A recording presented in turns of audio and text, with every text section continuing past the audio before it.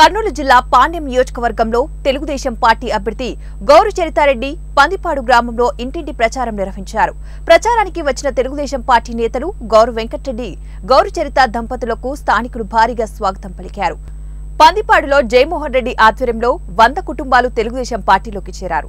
ఈ సందర్భంగా గౌరు చరితారెడ్డి మాట్లాడుతూ ఎన్నికలకు కేవలం 40 రోజుల సమయం ఉందని, ఈ సందర్భంగా 40 రోజులు ప్రతి ఒక్క తెలుగుదేశం పార్టీ కార్యకర్త కష్టపడి ప్రతి ఒక్కరిని కూడా ఓటు వేసే విధంగా కృషి చేయాలని తెలిపారు.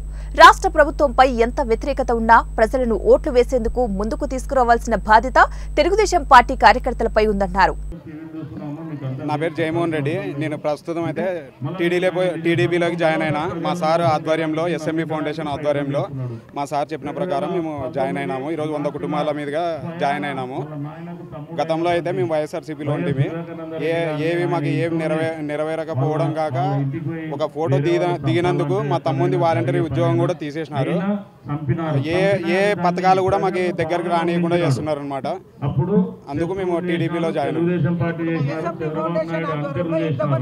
100 కుటుంబాల మీదుగా జాయిన్ అయినా.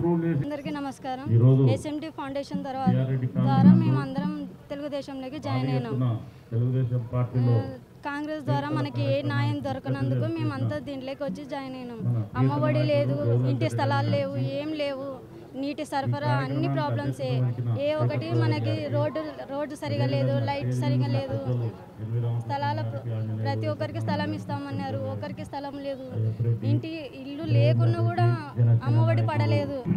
మీటర్ ఉంది అంటున్నారు, మీటర్ లేదు, అయినా అమ్మఒడి పడలేదు మాకి. అందుకు మేము తెలుగుదేశంలోకి జాయిన్ అయినాం.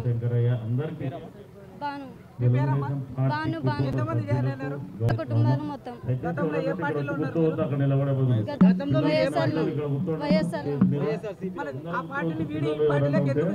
ఇంటి స్థలాలు రాలేదు, నీటి సరఫరా సరిగా లేదు. అసలు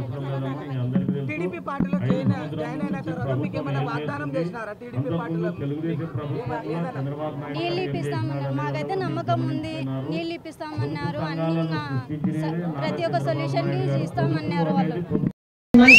ఈ ఎలక్షన్లలో మనం తప్పకుండా మన పార్లమెంట్ నియోజకవర్గంలో తెలుగుదేశం జెండా ఎగరాలి అంటే ప్రతి ఒక్కరూ ఈ రోజు